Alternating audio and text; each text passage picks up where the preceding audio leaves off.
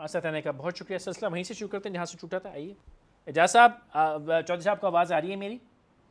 जी मेरे को जनाब आली, मेरी आजाना गुजारिश एजाज साहब ये है कि आपकी जमात ने भी बड़े तल्ख कलमात इस्तेमाल किए हैं, उनका भी कॉन्टेक्स्ट समझा दीजिए ताकि उनको हम कॉन्टेक्स्ट का रेफरेंस दे सकें, क्योंकि आप दोनों की जो एक किस्म का मिलाप है और इख्तलाफ भी है, उसमें ये बड़े लोगों की लड़ाई में कहीं ये अवाम पिस ना जाए। कुछ रोशनी डालिए, आपके कलमात भी उन्होंने किया, ये भी बताएं। मियां शहबाज शरीफ साहब ने जो बात की थी बाटी चौक के अंदर, एक बड़ी रैली से खिताब करते हुए, वो रैली जो है वो मुल्क के अंदर लोड शेडिंग, करप्शन और महंगाई के खात्मे के ऊपर थी, लेकिन उसके ऊपर जो है ये इन्होंने कोई इकदाम नहीं उठाए। पूरी कौम सड़कों पे आ गई, पूरी कौम ने इनको अपने इस्तराब और परेशानी के जेस्चर्स इन तक पहुंचा दिए, लेकिन इनके लूट मार खत्म नहीं होती।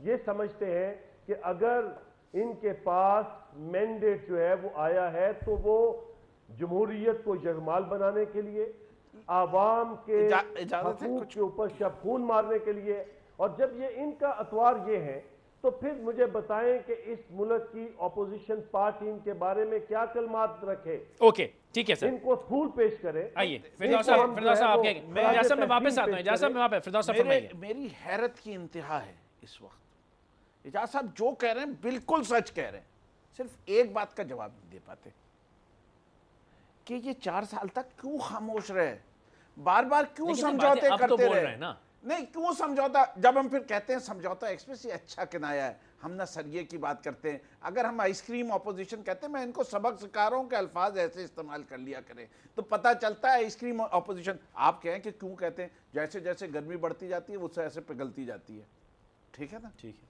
इसलिए हमने, और सॉफ्ट भी होती है और मज़ेदार भी होती है जो खाता है उसको।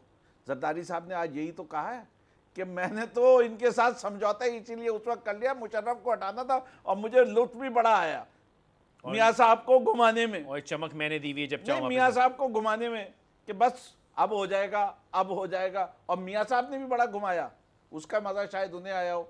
उन्हीं ने एपीडीएम में जो थे वादा करके गए कि मैं बेनज़ीर को राजी करूंगा, इलेक्शन ना लड़े, खुद लड़ लिए। बॉयकॉट का वादा यहाँ किया था, हमसे वादा ये किया था कि देखो मैं लाहौर से निकलूंगा जुडिशियल रिफॉर्म मूवमेंट में, काजी हुसैन अहमद साहब और इमरान खान वहां निकले, जॉइंट मूवमेंट था। क्रेडिट किसको लिया? लेते हैं हमने जुडिशरी रिस्टोर की। न काजी साहब का जिक्र, न तहरीक इंसाफ का जिक्र, न किसी और जमात का जिक्र, जबकि आप लोगों ने सबने मीडिया पे देखा। तो धोखा देने में तो दोनों बड़े माहिर हैं। बात यह है कि वो चोर को, वो शेर को सवा शेर मिल गया है, और यहाँ तो वो समझे थे सवा शेर है, वो मन भर निकल गया। अब तो मैं कहता हूँ कि वो बिल्कुल सही कहा। पीपल्स पार्टी वाले अपने कायद को बड़े ही अच्छे तरीके से पहुँचा दें। एक जरदारी पूरे मुल्क पे भारी, ये बिल्कुल सही बात कही। चौधरी साहब क्या कहिएगा? जी इजाज़ साहब फरमाइए। फैसल साहब बात ये है, मैं आपने मुझे पहली बात मैं चौधरी साहब में आता हूं क्योंकि इजाज़ साहब पे डायरेक्टर ने बात की, इजाज़ साहब की बात सुन के आता हूं। जी इजाज़ साहब फरमाइए। भाई के सामने क्लियर कर दूं कि हमने तहरीक इंसाफ के साथ या जमात इस्लामी के साथ इनके लीडरान के हवाले से इनका क्या किरदार होगा हमारी कोई बात नहीं हुई। ओके ठीक है, बिल्कुल ठीक है सर। असल में तहरीक इंसाफ के लीडर ने समझा था कि मैं वहां पे पहुंच के जब काफिला लेकर मियां नवाज शरीफ आएंगे तो शामिल होकर शहीदों में अपना नाम शामिल कर लूंगा। दूसरी बात ये आप मियां साहब से पूछ लीजिए और कहिएगा फिर बात लीजिए। मैं member of the provincial assembly, मैं उस गुजरावाले के कारवां में मियां साहब के साथ साथ था, और जहां पे गुजरावाला में वो रुके थे मैं वहां भी उनके साथ था। मैं ऐनी शाहिद हूं एक एक लम्हे का। और मैं आपको ये बात भी बता दूं, हमने नेक नीति के साथ पीपल्स पार्टी के साथ कौमी एजेंडे की बात की थी। अगर मुशर्रफ को हटाया था तो एक आमर ने मुल्क को नाकाबिले तलाफी नुकसान। नहीं इजाज़ साहब, वो तो सदर साहब ने फरमाया कि उन्होंने आपको इस्तेमाल किया था।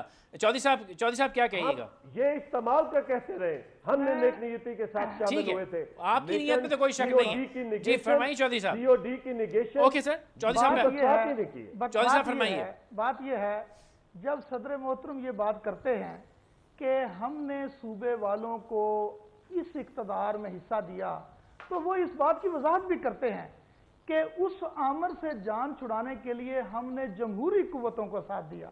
उन्होंने कहा कि मियां साहब जिनको पंजाब से ज्यादा वोट मिले थे, हमने ये कहा कि आमिर को निकालने के लिए इनको सूबे के अंदर इक़्तिदार अगर दे दिया जाए, और हमने वोट दिया, हमने स्पीकर को वोट दिया, डिप्टी स्पीकर को वोट दिया, और वज़ीर आला पंजाब मेरे वोट से मुंतखब होकर वज़ीर आला बने हैं। तो सदर मोहतरम ने यह कहा है कि हमने सूबे के अंदर इनको इक़्तिदार दिया, और अगर किसी वक्त ये लेना पड़े तो इसको हम ले भी सकते हैं।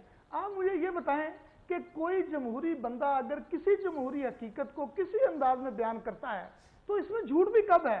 क्या पीपल्स पार्टी ने इनको वोट नहीं दिया? तो कब हटाने वाले हैं आप? के अंदर इक़्तिदार है कि हमने नहीं किया। आप मुझे ये बताएं कि वजाहत सिर्फ एक बात की करने वाली है। जिस मिठास से आप ये रवायत मुझे सुना रहे हैं, मुकम्मल करने दें, मुझे बात मुकम्मल करने दें। करिए।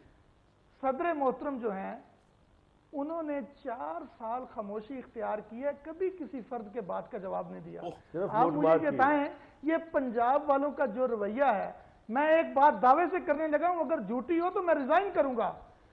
पंजाब असेंबली की तारीख में कार्रवाई के दौरान बोलने वाले लफ्ज जो हैं, जो गैर पार्लिमानी लफ्ज हैं, जो सबसे ज्यादा हज़फ किए गए हैं, वो वजीर कानून राना सनाउल्लाह के हैं। ओके, इस बात पे जनाब अली, इस बात पे एक बहुत छोटा सा वक्फा, एक छोटा सा वक्फा जनाब अली, तामुल एक छोटा सा वक्फा लीजिए।